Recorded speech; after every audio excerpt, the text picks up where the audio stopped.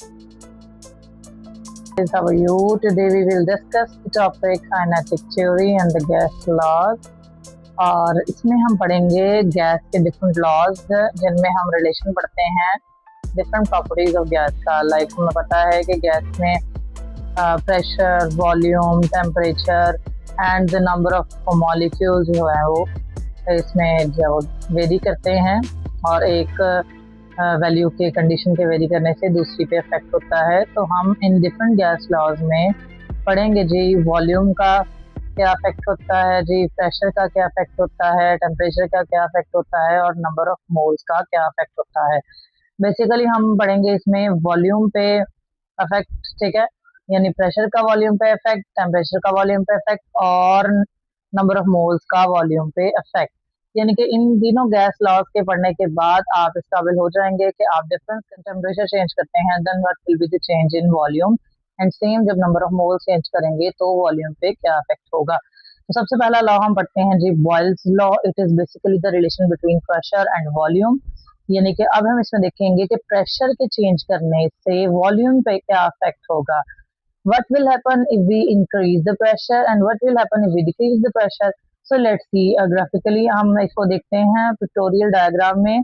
यहाँ पर हमारे पास एक पिस्टन है, एक जो है वो मूवेबल पिस्टन यहाँ पर नजर आ रहा है आपको ऊपर, और ये जो है वो कंटेनर है हमारे पास। इस कंटेनर के अंदर डिफरेंट जो है वो गैस मॉलिक्यूल फिल्ड है और ऊपर वाला जो पिस्टन है वो मूवेबल है, ठीक है जी। और अगर हम इस पिस्टन को प्रेस करते हैं, अगर इस पिस्टन पे प्रेशर अप्लाई करते हैं तो क्या होगा।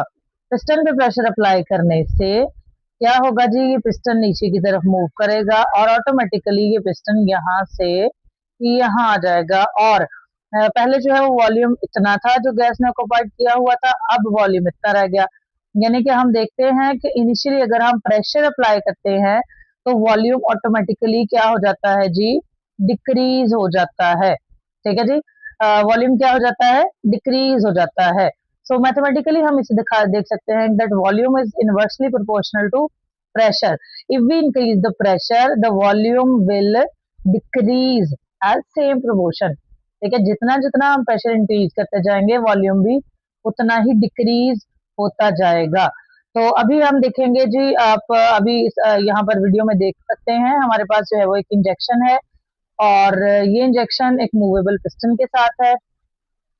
हम इसमें देखेंगे कि अगर हम इसको थोड़ा खोलते हैं तो इसके अंदर डिफरेंट गैस के मॉलिक्यूल जो है वो फिल हो जाते हैं। और अगर आप इसको प्रेशर अप्लाई करेंगे, एक तरफ से आप इसको बिल्कुल बंद कर दें, एयर टाइट कर दें, और प्रेशर अप्लाई करने से ये पिस्टन जो है वो मूव करेगा नीचे की तरफ और जो वॉल्यूम इनसाइड द सिरिंज होगा वो क्या हो जाएगा, वो कम हो जाएगा, ठीक है जी। तो नेक्स्ट देखते हैं जी, हमारे पास पॉइंट्स टू रिमेंबर क्या आएंगे इस लॉ में। यानी बॉयल्स लॉ को याद करने के लिए आपको क्या क्या पॉइंट्स जो है वो रखने हैं, याद रखने हैं। नंबर वन, ये बॉयल्स लॉ जो है वो रिलेशन है बिटवीन प्रेशर एंड वॉल्यूम। ये प्रेशर और वॉल्यूम में रिलेशन है आपस में। दूसरा हम देखेंगे कि effect of change in pressure on the volume. यानी हम इसमें देखते हैं कि चेंज इन प्रेशर का वॉल्यूम पे क्या इफेक्ट होता है। And then the temperature. हाँ जी, एक बहुत इंपॉर्टेंट आपने इसमें की पॉइंट याद रखना है, द टेम्परेचर रिमेन्स कांस्टेंट। इसमें हम टेम्परेचर को चेंज नहीं करते, टेम्परेचर जो है वो कांस्टेंट रहेगा। टेम्परेचर कांस्टेंट रहेगा देन हम ही फाइंड कर सकेंगे कि प्रेशर का इफेक्ट क्या है वॉल्यूम पे। अगर टेम्परेचर चेंज कर देंगे तो उसका अपना इफेक्ट आएगा, ठीक है जी।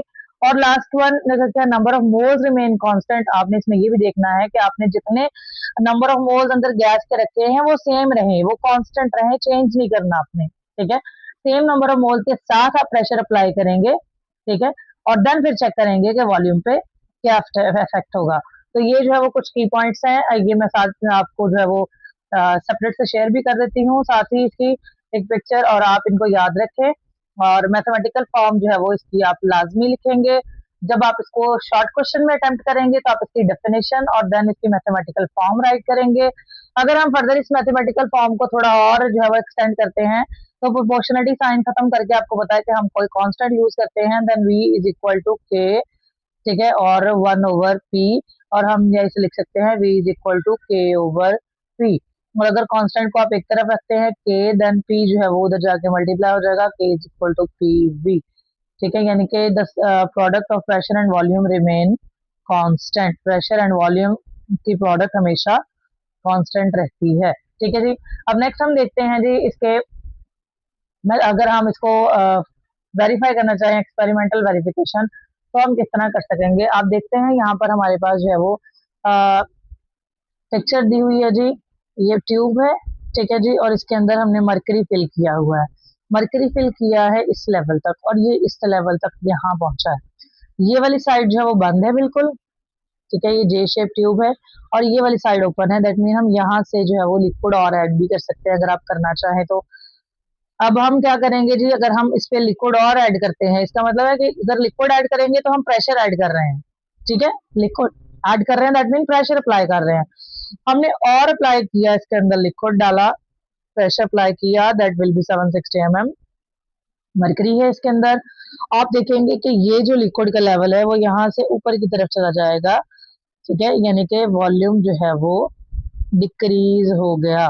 तो एक्सपेरिमेंटल वेरिफिकेशन हम जो है वो कर सकते हैं कि जैसे ही हमने प्रेशर अप्लाई किया वॉल्यूम ऑटोमेटिकली डिक्रीज हो गया। तो ये था हमारा आज का बॉयल्स लॉ। अगर आपको कोई भी क्वेश्चन हो, कोई भी क्यूरी हो, तो आप मुझे कमेंट करके पूछ सकते हैं। Hope so you will be fine. Thank you जी, गुड बाय।